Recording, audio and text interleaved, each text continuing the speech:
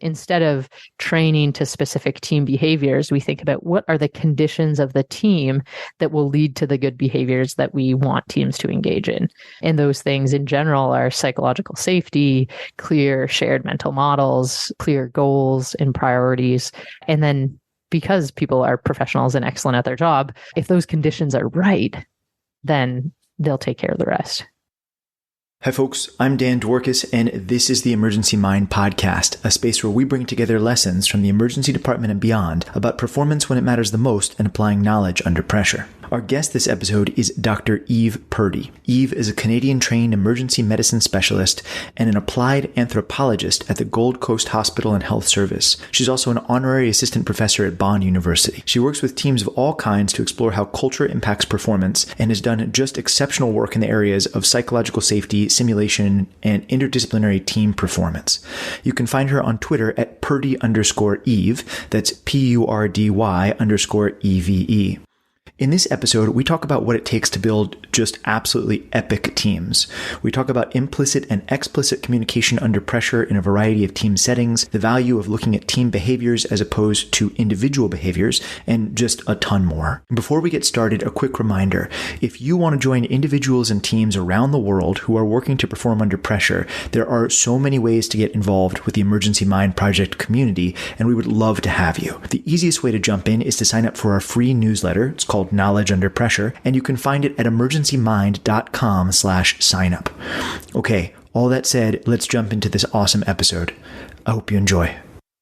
All right, Eve, thank you so much for coming on the podcast. It is an absolute delight to get to talk to you again in perhaps like a more formal setting than we were last time, but nevertheless, I am really jazzed to have you on the podcast. Thank you for coming. I'm thrilled to be here, Dan. So for folks that don't know you, that haven't yet been lucky enough to get drawn into like a deep, intense conversation with you as I have been, who are you? What do you do? And what's your like 30,000 foot overview? Sure. I am an emergency physician and I work at the Gold Coast Hospital and Health Service in Australia. But in addition to that, I also have a background in applied anthropology, and I'm really fascinated by how teams work and how teams are impacted by culture and organizational culture. So I basically combine those two interests in my day job on the floor as an emergency physician, but spend time at researching how teams around the hospital work as well. That is so cool to me because I think it's such a rare thing to have those types of relationships between different divisions within a hospital, right? Like so often we're very siloed and the stuff that one group learns really doesn't translate into the other universes, in part because there are real differences between our job sets, but also in part because we just don't actually talk to each other about it a lot. How does that work? Like, how do you communicate with folks in other parts of the hospital like that? And what are those relationships like? Oh, Dan, one of the biggest privileges of the work that I do is getting to see how different places around the hospital work. So we do work with the emergency department and with trauma, which is obviously a very familiar space to me. Mm-hmm. But over the last 18 months, I've been doing work with our obstetrics unit, with our cardiac cath lab, and with our intensive care unit as well. And to see how different groups go about their work, it really has highlighted to me the importance and the centrality of relationships in whatever that work is.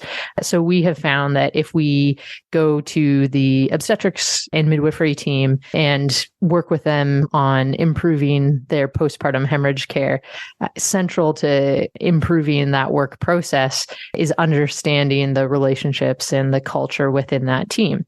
Once we do that, then we can work with them on improvement. The same goes for cardiac cath lab. There's very unique differences in the relationships between the cardiac cath scientists and the doctors and the nurses in cath lab that might be slightly different than what we saw in obstetrics. But really, if we focus and understand them in that group, then heck, we can work on making any team better. So even though there's differences within teams, I'd say there's probably more similarities than there are differences, even if it doesn't seem like that at the surface.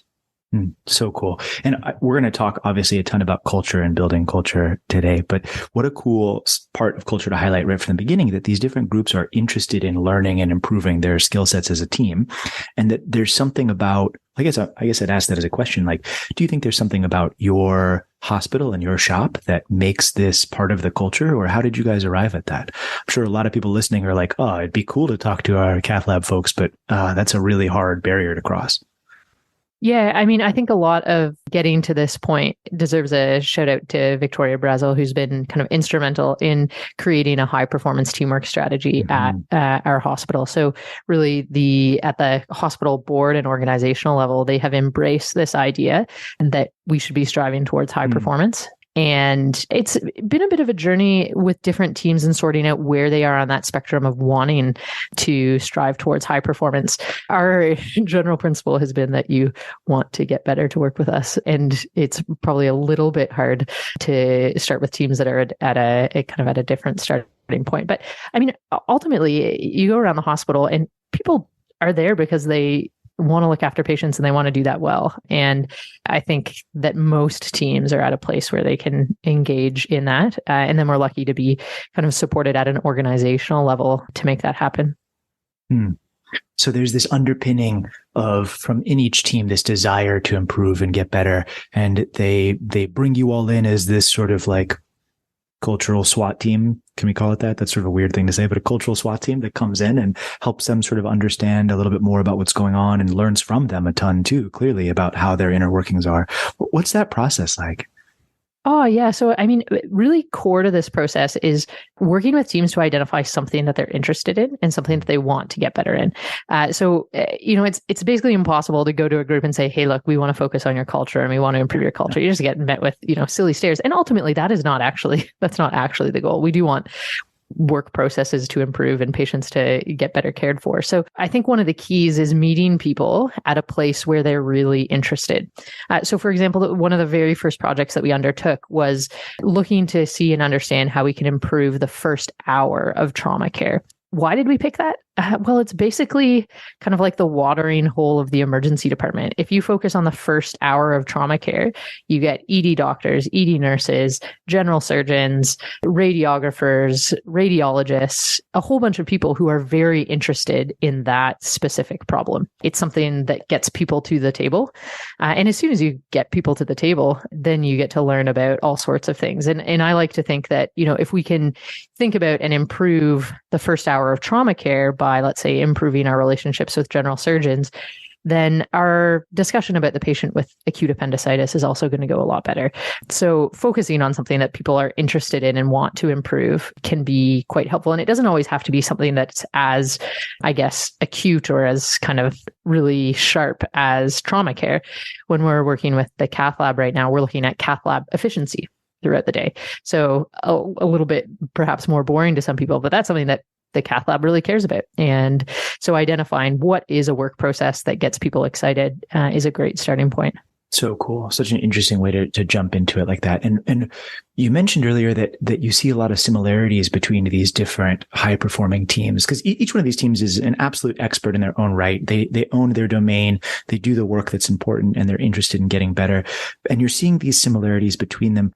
What's that like? Can we press on that? Like, what are some of the things you see that unify these like high performing teams?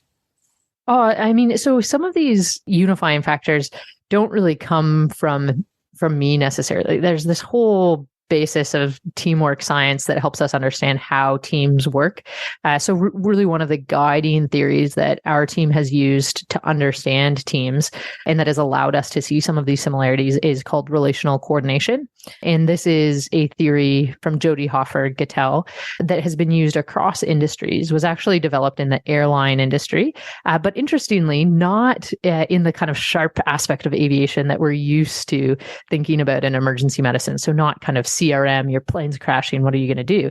Her question was actually, look, I see that there's this one airline that does an excellent job of getting their passengers to their destinations with their bags on time.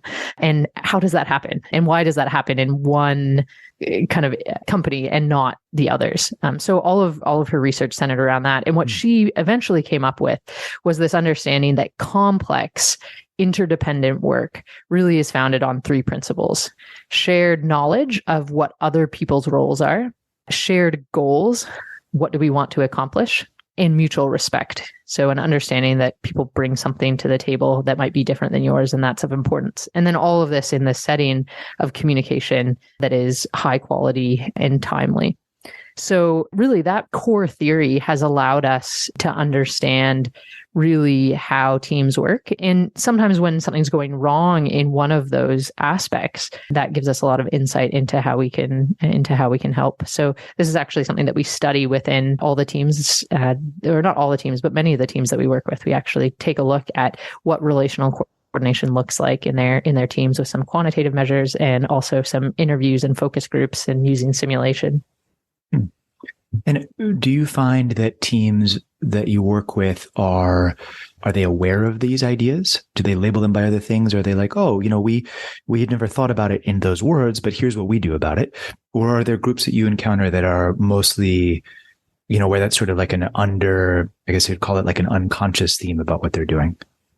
Yeah, that's a great question. There are different teams with different levels of kind of teamwork savvy, I would say. So there are some teams with whom these types of concepts are actually more familiar than others. So for trauma care is a pretty good example. We actually do have some baseline level of knowledge around teams when you're participating in a trauma team, because we've done something like ATLS. And even though that's very basic, it at least is a starting point for some language around teams.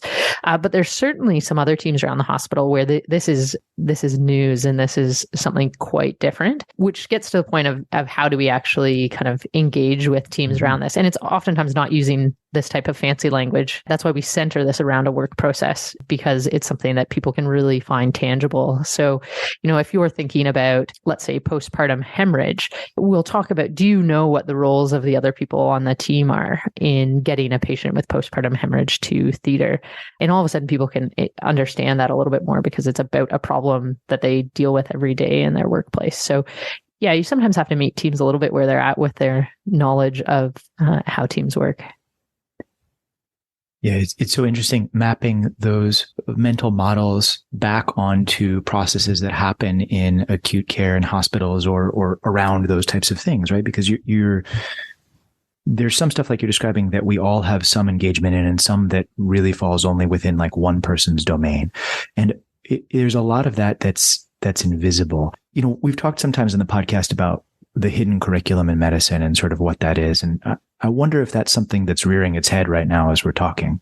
Like, do you think that a lot of this is hidden curriculum that teams are working with, or is it in a different space than that even? I think it's not even so much a curriculum, because this isn't something necessarily that we're kind of teaching. These are behaviors and things that teams kind of either have or they don't. And so I guess hidden curriculum wouldn't be so much, I'd think about so much, a bit more.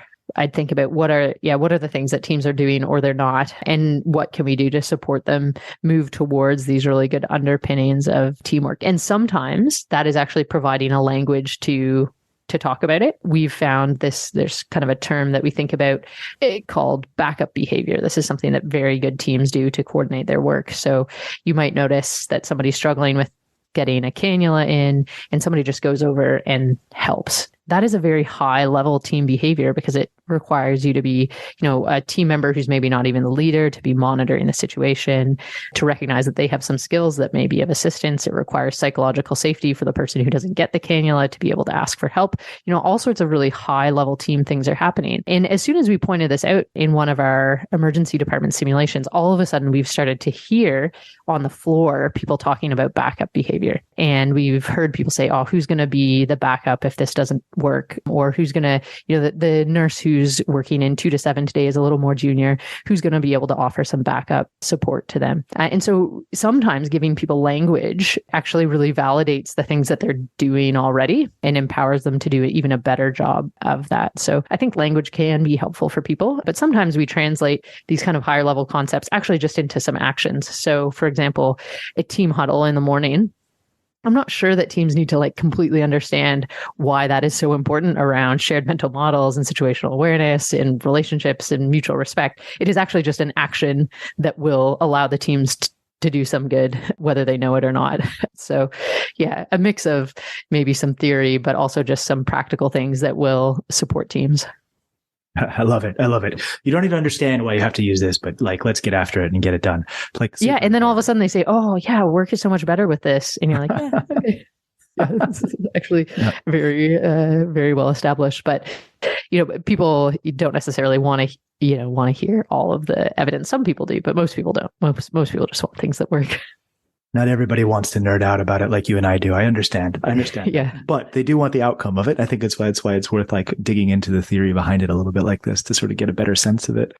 I'm really struck by something that you said in the middle there about backup behavior being a team level behavior. Because I think we talk on the podcast a lot about sort of the differences between team, like individual level, team level, and organizational level subsets of structures and tools. Can we press on that a little bit? Like what is it that makes backup behavior a team level behavior as opposed to an individual level behavior? And then sort of like the sub question underneath this is, geez, how do you get at and train team behaviors in general?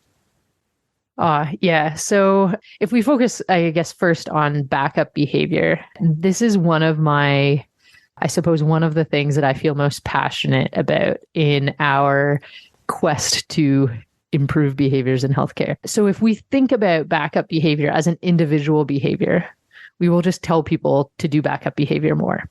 And that just won't work. It's a bit like speaking up. If we think of speaking up as an individual level behavior, then we'll just tell people to speak up and we'll give them some tools about escalating their concerns. And we know that doesn't work. It doesn't do anything. But if we think about this as a team level behavior, then all of a sudden we think about what are the things that allow it to happen. So let's think about this trauma patient that really needs a cannula and the person who is struggling to get a cannula. So the backup behavior that we want in this team is for somebody to, one, recognize that maybe this person is struggling and maybe recognize that they have some skills that might help. So maybe now all of a sudden somebody is trying on the opposite arm. So they've recognized that they're struggling. They've also recognized that this is a real priority for the patient. So in our bleeding trauma patient, this is the number one priority. So they actually have this team mental model that, heck, we really need access in this patient. So they've got some higher level understanding. The person who's struggling with the cannula needs to recognize, one, again, that this is really important in the shared mental model, and two, feel that they belong in an environment where they can say that they're struggling and that they might need some extra help. So either backup behavior can kind of be pushed for and asked for, or it can be given to somebody. And that's a bit of a dance that happens in situations, but it's a team level kind of magic that allows that to happen. So all of a sudden we see, if we've got a strong shared mental model for our team, if we've got some shared goals and we have some mutual respect amongst our team members, then that backup behavior is just going to happen. It's not even necessarily something that we have to plan for. It might be in certain circumstances something that we do plan for, but if the conditions are right, the backup behavior will just happen. And so I guess this is a really fundamental piece of what our group works on, is instead of training to specific team behaviors, we think about what are the conditions of the team that will lead to the good behaviors that we want teams to engage in. And those things in general are psychological safety, clear shared mental models, clear goals and priorities. And then because people are professionals and excellent at their job, if those conditions are right, then they'll take care of the rest. Almost looking at these as like emergent properties of high functioning teams. Am I reading that right? Yeah, definitely. So instead of training to a behavior, let's get the conditions right, and then it will just emerge and happen the way that we want it to. And I think many of us have been involved in resuscitations like that. Whereas the team leader, you've done a pre-briefing, everybody's aware of what's happening. The team has worked together. Maybe they've just run another trauma together, and you basically just get to stand back and watch the magic happen. And that's the dream. That's the goal. Those are incredible moments, right? When everybody's humming along and things just start working and you're really able to put your knowledge together and really try to save somebody. I mean, those are beautiful moments. They have this flow-like quality to them about this, this passion and this grace to them that isn't always there, but it's amazing when it is there. Huh. Yeah. And I think that what we're seeing in those moments feels like magic, but really it's teams having, capability, they're cooperating, they're able to coordinate their work, they're communicating. There are things that we can actually see and measure in that then we can feed back to teams and say, the reason why this went so well was because as a team, we were monitoring each other's behavior and kind of doing some mutual performance monitoring and stepping in and helping out when we could. And then also, the setting and the culture of the team is not that anybody felt like that was a a negative thing. Like you can imagine if you're sitting there trying to get a cannula and then all of a sudden you see somebody else trying on the other side, there's two responses to that. One response is, oh my God, I'm doing a terrible job. This is awful. Or, oh my God, thank goodness somebody else recognizes this as a priority and sees that I'm struggling and is also trying to help. And if we can get our teams to the place where they think it's the second of those, then we're probably in a good place. Not to ask $1 million question here, but like, how do you do that? Yeah. So a lot of our work has been around psychological safety specifically, which I guess that example gets a bit to the heart of. And we have looked with some granular detail at what psychological safety looks like in the emergency department, how it's generated, and how it is threatened. And I guess when we look at how it's generated, we come back to that model that you're talking about earlier. There's the individual, the team, and the organizational level factors that lead to psychological safety. And just for many of your listeners will be aware, but psychological safety is this team-based sense that the group is safe for interpersonal risk taking. So asking for help with the cannula, challenging the dose of metoprolol, offering a good suggestion, being vulnerable as a team leader. These are the types of things that we know are really important for doing our work well. And there are just some individual level factors that come into play. How confident are you? There are some personality traits that come into play. But what we found in the emergency department is that is a teensy tiny, very small piece of what actually contributes to the overall psychological safety. So much so that I would even say it's essentially irrelevant. There's not really so much that we can do to target that. The organizational level factors are important. So do people feel like their organization values teamwork? We see that in our data with some things like the organization has supported things like simulation, and they have explicitly shown that we're trying to get better. We're part of this continuous improvement culture. Those types of organizational signals are really important. But in the emergency department specifically, what we see is that these team level interactions are what either leads to psychological safety or kind of instantly destroys it. And the types of things that are important are familiarity. So have you worked with these people before? Do they know you? Can you trust each other? And then the same goes for the team leader. So have you worked with this person before? Do you know them? Do you trust them? Have they treated you with respect? And this goes both ways. So we basically, as team leaders and as colleagues, are like perpetually building up our kind of bank of psychological safety and the way that we treat people. And that takes time, and that takes effort, and that takes ongoing attention. So the types of things that we can do in emergency medicine are huddles. So we work with a different team every day, coming together at the beginning of the day, learning each other's names, looking each other in the eye and saying, hey, we're going to have a good shift together. Sounds crazy, but honestly is just a huge thing that we can do. The other things that we can do are after action review. So after you've worked a case together at the end of the day saying, hey, what went well? What could have gone better? And that just signals that we're continuously learning together. There's lots of things that organizations can think about. Should we be having team-based rostering? How do we actually introduce new people into our group with induction and orientation? So lots of kind of high level things that we can use to bank up this psychological safety. Now, unfortunately, it does not take much to destroy it. And there are very little things, an eye roll, dismissive look, just really subtle things, especially from team leaders, that can just destroy it. And the problem is that destruction gets kind of lumped to a group. So you can imagine that if as a consultant, I make a medical student feel really crummy by rolling my eyes at them that I didn't even notice, when they show up to their next shift and they're working with a different consultant the next day, that carries forward with them. So we really have a duty to attend to this shift after shift and make sure that it's something that we're focusing on for our teams. I wish it was easy. It is not. It is something that happens in every interaction, and it's not one and done. It's just constantly attended to. Yeah, there's almost this sense of a wake that goes along around you, right? Like you're creating these ripples out into the organization with your actions, which is ironic in a sense, even as you started this saying like, well, it's actually not really individual factors that you can do that relates to creation of psych safety. But there's this, I don't know, this dichotomy almost, or this paradox, I guess is a better word of it, that, it's not about the individual, but it is the individual's actions that contribute collectively to this group. So you have to be aware of your interactions and of the higher level sort of emergent properties of the team that you're on. which can feel like a lot if you're a junior person, especially, or even a senior person who is also struggling under the cognitive load of a really high stakes resuscitation.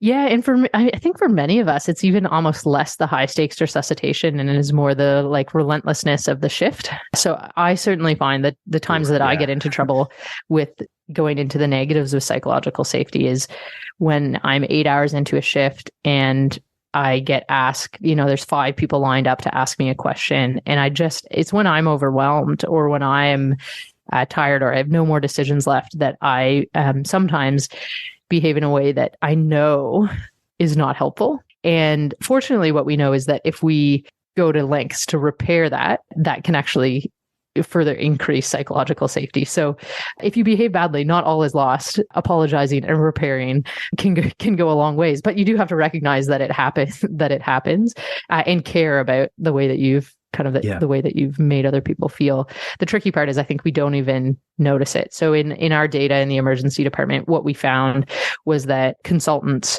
were far more psychologically safe than the nurses in our department. And this is a really nice department. I work in a very friendly, very collegial department. And so this data was even a bit shocking to us to see that the consultants feel so much more psychologically safe than everybody else in the department. And this is not a unique phenomenon to emergency medicine or our group. It's pretty universal that the people who are at the top, who have the most potential to be able to impact the experience for others, are the least likely to recognize that other people might not feel safe. And certainly when we've been trying to implement some changes in our department, that's the biggest thing that we've come up against. So the natural people to lead a huddle in the morning would be the consultants. But in our group, people say, do we really need to do this? It seems like a waste of time. I don't need it. I know everybody. And it's not because they're bad people, but it's because they just don't see that everybody else around them doesn't experience their shift in the emergency department the same way because they're not wearing black scrubs. Yeah, so that was one of the big sentences that I highlighted from reading your paper, was this idea that those in the positions of power are the least likely to recognize that there's not uniform psychological safety in the team. Right. And I think just like real quick sidebar for us American listeners, like consultant equals attending in this sentence. Yes, yeah. Right. So like what we're saying is like the people who are running the ship, at least, the leader of this resuscitation team, are the least likely to have accurate optics on how psychological safety is felt by the team members. And whoa, that is like, humbling, damning, and interesting all at the same time, because it gives us the space to realize, wow, the experience might not be mine. And I really need to look differently about what everybody's doing around this. So it's a really cool charge, like you're saying, to be like, well, it's not really about what you feel. It's about what everybody feels, even if they don't tell you about it. Yeah. It's actually not about you at all, which is something that we get confused about as consultants from time to time. For sure. I will include myself in the guilty group. Oh, yeah, all of us. Yeah. So, okay, I'm really curious to extend this a little bit because, or I guess to imagine this being mapped onto something slightly different. So one of the interesting things that we face sometimes in emergency medicine is the difference between an intact team and a swarm team. Something that you and I have talked about a little bit in some of our other circumstances here. But, you have your intact team. And the definition of that for within an emergency department is probably different than it is within sort of the rest of the world also, right? So you think about a classic intact team, like a baseball or cricket team or something. They come together, they get selected together, they train together, they play together, they have multiple longitudinal interactions, which allow them to buffer and learn the habits of the other people, right? It allows them to shrug off that eye roll that happened because the next day you're also doing something different, right? On the other end of that spectrum is this swarm team idea where you come together ad hoc to solve a problem set. You've never met anybody else who's done it. And this is like you're responding to a code blue on the floor, or you're coming together to solve a really dynamic problem that you haven't had to solve before for whatever reason. And you're running into a situation where you don't know anybody. There's no time for a team huddle. There's no time, although we can maybe debate that in a second, but there's no time for like a lot of these behaviors. And instead you're relying a lot on roles. Like I understand, Eve is the consultant from the emergency. Generally speaking, they behave like this and act like this and do these things. I am the, whatever I am, maybe I'm the consultant from something else and this is what I do. And these are my roles. And we have some of these things you talked about, like we have a shared knowledge of each other's roles, but they might not be explicit. They might not be really shared. We just sort of have these ideas and we're really reliant on the structure. And then in the ER, we have something in the middle, right? We have a shift where maybe you come together for a shift and you haven't worked with that.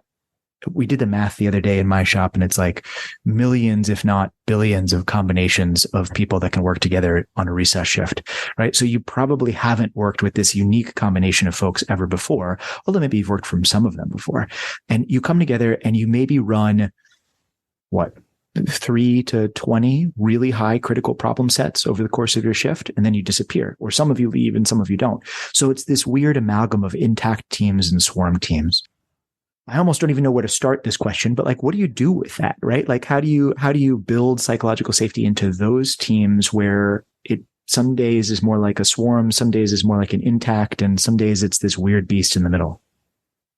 Oh, Dan, this is such an interesting question. And I think one of the tricky places that we've got to in emergency medicine is that we have thought of ourselves more like intact teams than we really are, because what you say is so true. You come together and there may be people that you know and that you've worked with, but that team has never worked together before. And all it takes, I was looking at a picture of a resuscitation the other day and I was coming up with this reflective exercise for a group.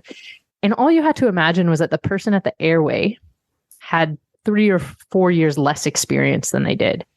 And all of a sudden, that changes the entire dynamic of that resuscitation. And I think we just haven't quite gotten to the point where we have been honest enough with ourselves in emergency medicine to recognize that we are not intact teams. Mm-hmm. And so then I think if we get to that point where we realize every team that we show up with every day is different, then that allows us to be more attentive to how those subtle differences might impact our ability to work together and to come up with some clear expectations for how the day is going to go. So anytime that we think about the dynamic nature versus the stable nature of teams, and I'll add to that the dynamic and the stable nature of, or not even stable, the certain versus uncertain nature of problems, that changes the type of communication that we need to have. So if you have an intact team that works together all the time, you might not have to say anything.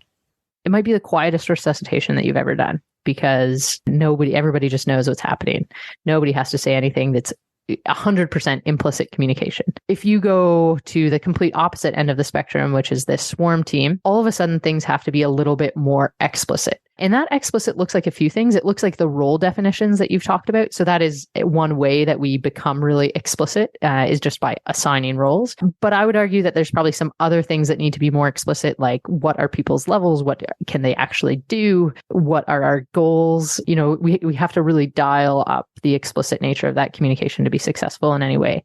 So in emergency medicine, I think we often fall into this kind of implicit variety of communication because we see each other around, we've kind of worked together, but at a team level, we probably need to creep up the explicit nature of our communication.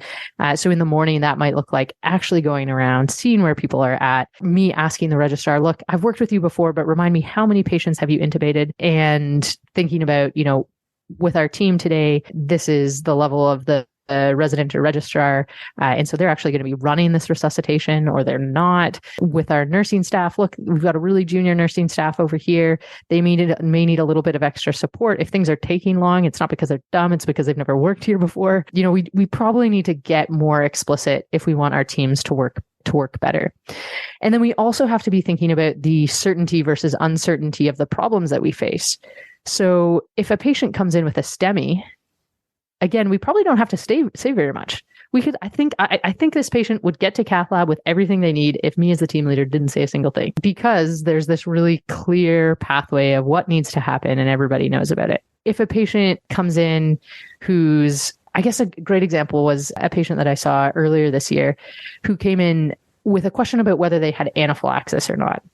And they had this really terrible sounding stridor, but we decided not to give adrenaline because for a variety of reasons, it seemed like this was actually probably vocal cord dysfunction. But in that moment, you have to dial up the explicit nature of the communication with your team so that people don't think you're crazy and so that the team is on the same page. And so this kind of uncertainty to certainty is just another level at which we can think about how explicit or implicit can we be with our communication.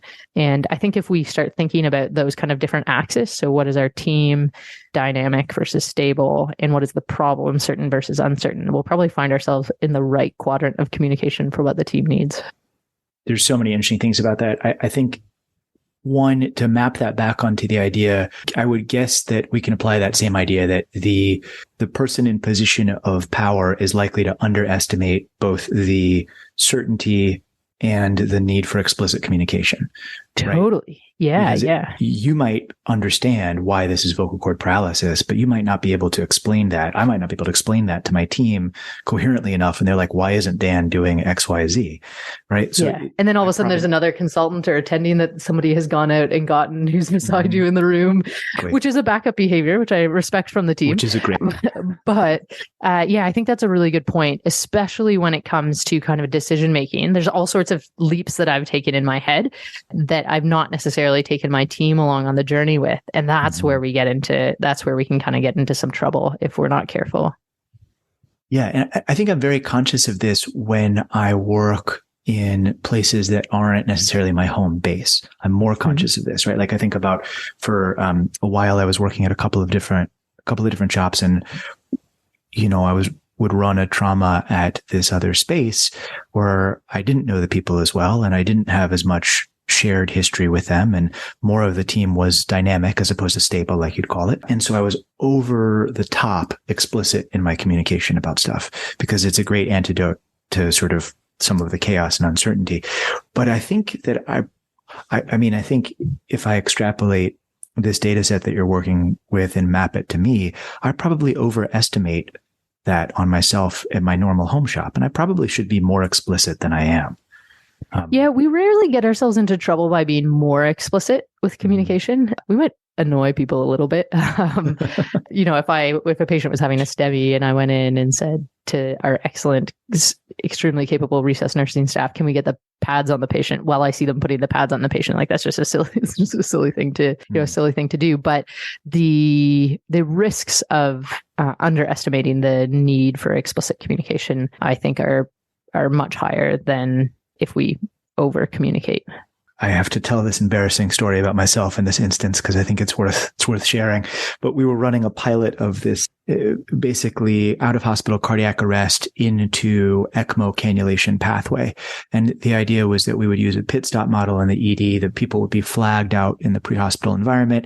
Our amazing pre-hospital teams in Los Angeles would go there, like start excellent care, get them into the emergency department. Our job would be to intubate them and confirm decision and get them up to the cath lab as soon as possible. And so we're really geared up. We've piloted it a couple of times in dry runs. We're super excited about it. And it happens to be that I draw the card to be the attending on one of the first days that we do this for one of the first cases.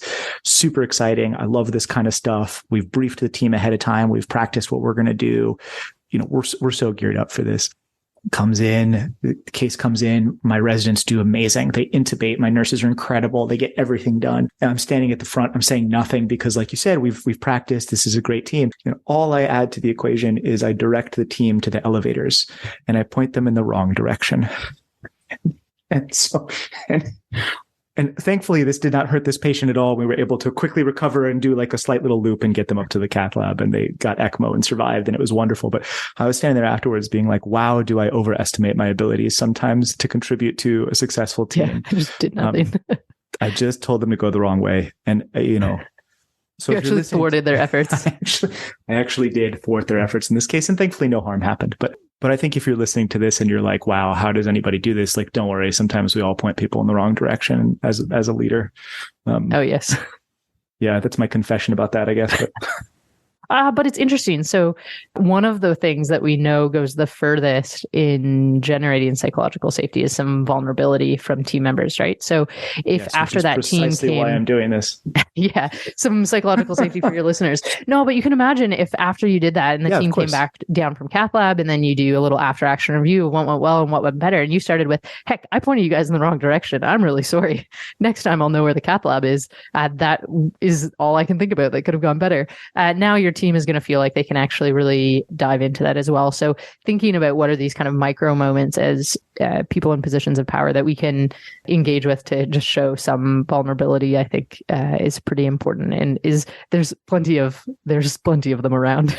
Oh, absolutely. And that actually is what we did when we came back, and to complete the full disclosure here is that we really did sort of break it down and be like, wow, okay, we need to think about all the factors. We need to think about like even what direction we're going to leave this room from and how to get there. And what does that look like? And what if that way is blocked? And what are we going to do? And it became this interesting exercise and sort of like, okay, well, what is our backup behavior essentially for moving the wrong direction out of the room? an unexpected way to add chaos to the situation. But you're right that I think that's something that I take heart in as a leader, is that I can, and please correct me if I'm wrong about this, because I hope this is right, but I can improve the psychological safety of the team by showing that I am learning and imperfect as the team leader of it. And I might not be able to see the total temperature of the room, but I think that I can change the set point a little bit by being more vulnerable, open, and imperfect. Definitely. Yeah. Something that we certainly can do. I think the critical nature of that, though, is for it to be quite authentic. You actually do have to be very interested in other people's ideas and ways that you can improve. And, it can't just be a cathartic, what do people think that I could do better? It's like, no, a really authentic approach to improving your practice and seeking other people's opinions is certainly going to go a long way in your teams. Yeah. Yeah. And but that's an interesting, like you talked earlier about batching, or sort of, what's the right word for it? Basically, if you as a consultant come in and squash a medical student's hopes and dreams, then that medical student sort of blankets that effect to all consultants, right? And a real challenge that happens across teams in and out of the emergency department is that when you have different points and different leaders at different times, the differences of those people and how much they buy into this change really makes a big difference, right? And if you have a team that one day is all about psychological safety and vulnerability and talking through learning and growth, and the next day a consultant or somebody comes in and says, "What are you talking about? I'm perfect. This is what we're doing." You're going to get this yo-yo effect that's like pretty toxic, right? How do we deal with that? What do we do about that kind of a thing? Yeah, I mean, I think that speaks to the importance of the organizational level commitment to this. So I have like dreams one day of starting my own emergency department from scratch, because I think there are rituals and things that we can build in to the way that our department functions at an organizational level that demonstrate the importance of this. And, that's just kind of a pipe dream. That's a bit silly thinking of utopia. But, if you're sitting there as an emergency department, what are the ways that you can actually demonstrate that this is important? And certainly if I was an ED department head right now, I would be asking people in their performance reviews what they're doing to impact the psychological safety of their teams and how they're attending to that on a shift. And that would be something that I want to hear about on a yearly basis as a point of reflection for people. So, what are the ways that we can inject this into our promotion structures, our things that we actually really value in a department? So I think those are the ways to get people who maybe wouldn't, super engage with it to a point. But I think there's this real problem in medicine with bad apples. And I am not speaking about my own department necessarily here, but all it takes is one person to really negatively impact psychological safety or team culture in a way that is so damaging. And we know from kind of business and management literature that if that is accepted, that is the standard at which we operate. And we've got to get pretty real soon about how we go on accepting some just outrageous behavior that now we know is linked to patient outcomes, is linked to the way that our teams perform. It's not just linked to people feeling good about coming to work or not. This is linked to the things that matter to us. And I unfortunately don't have the solutions to that, but I think as a community, we've got to start thinking about how we deal with what you say is like toxic behaviors. And it just, as long as it's accepted at an organizational level, the rest of this is, you're right, is just a little bit hard to take because you're just pushing against something. Like the number of times that we get medical students that come to the emergency department And they, within their first week of being there, you ask them, oh, how's your rotation going? And they'll say, oh, it's pretty good. I've just come from whatever other service. And, today the consultant in the emergency department introduced themselves to me and asked what my name was. And that is the first time that has happened to me in the hospital, right? Like, geez, oh, sure. It's pretty wild. And if that's what we've accepted as our kind of baseline norm, it's pretty hard to strive for excellence if we've set a low bar for what's acceptable. Yeah, I think most of the stories of my own stories where I was, when I was a medical student, I don't tell on this podcast because they can't be told in public, the things that people yelled at me and the things like that. Right. And like, it just, thankfully, we have come such a far way since that level of training and how we treat each other. But I think there's still so much distance to go to build like this elite level culture that we're trying to talk about here. Yeah. And it's quite clear from some of our work in different groups that there are just some individuals that do not hold this as a value. And that's pretty hard to, you actually just can't improve or shape anything if there's people that just fundamentally don't think that teamwork is important. Yeah, which is interesting because I think to make this explicit, what we're saying, I think this is maybe the first time we're saying this aloud in this podcast, but teams that are psychologically safe do better. They're more agile. Yeah. They perform better. Their patients do better. They're better at recognizing changes in problem sets and actually tackling these problem sets. And this isn't a wishy-washy thing we're going after. This is really hard hitting. Like, we want our teams to be effective, and this is a piece of it. Yeah, totally. Yeah. I mean, I care a little bit about how people feel at work. I care a lot more about, is our organization performing at its best? Mm-hmm. And I think this is why the business literature has really kind of glommed onto psychological safety as something that they focus on in their organizations, is because it leads to more profits. It leads to teams coming up with creative solutions to problems. It leads to teams getting better. And they see it as something that it has to be fundamental to the way they do business. And I'm less sure that we've gotten there in healthcare. So, okay. So let's say we're listening to this and maybe we're in healthcare, maybe we aren't, but we lead a team and that team has some facets that are similar to an emergency team, which is to say that it's not a fully intact team. Maybe you're the leader part-time, but not full-time or something like that. You can't control everybody. You can't change the entire organization, but you can do something and you can make that shift a better shift than it would have been otherwise. What does that look like? Yeah, Dan. So you and I were both at the amazing conference this summer where we saw Shannon McNamara's talk on kind of safety 2 and complexity theory. And it was a transformative talk for me because she showed us the video of the starlings kind of flying through the sky and how they make these beautiful, beautiful flocking behaviors.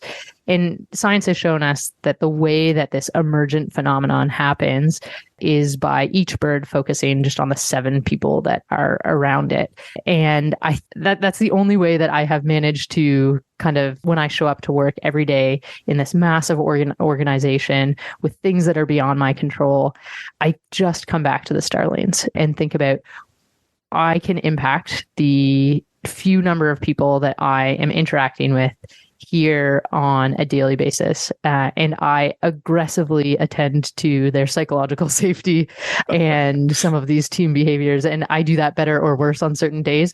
But when I'm walking into the hospital, that's my goal. And I think if we, in these kind of big hospitals with dynamic teams, if we think of that, if you're leading a team in any way, I think if that is your goal, is to positively impact and role model and attend to the needs of the kind of few number of people that are around you, that's probably the best that we can do in the short term. And then of course we do kind of some of this bigger work, which is sustaining.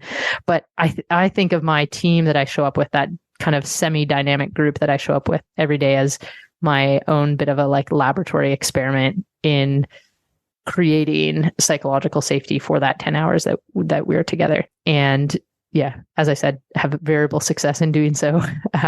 But that's the thing that I go to work thinking about. I love it. I absolutely love it. Eve, as we're drawing to a close here, I want to offer you a chance to issue a challenge to everybody listening to this. What do you want them to take away from this? What do you want them to do differently tomorrow, whatever sort of a team they're part of or leading or following in? Yeah, for whatever team you go to, I think it just builds on my last point. If you can think about when you show up to your workplace tomorrow, what you are going to do, and it can be one simple thing to enhance the psychological safety or the culture of your team, then do it. So it may be something as simple as introducing yourself to somebody that you don't know. We know that that is critically important. It may be offering some assistance. It may be setting some really clear expectations. There's various ways to do it. A very simple place, especially if you're in a healthcare organization and you're leading some type of team, is thinking about if you can just do a brief 5-minute huddle and introductions in the morning. That's probably the single easiest catch-all way to set up psychological safety for your team. But otherwise, just think about those few number of people that you're surrounded by and how you are going to make them feel that they can take an interpersonal risk with you. And if you can do that, the world will be a slightly better place. Incredible. Eve, thank you so much for coming on the podcast and wrestling with these deep issues with me. I deeply, deeply appreciate it.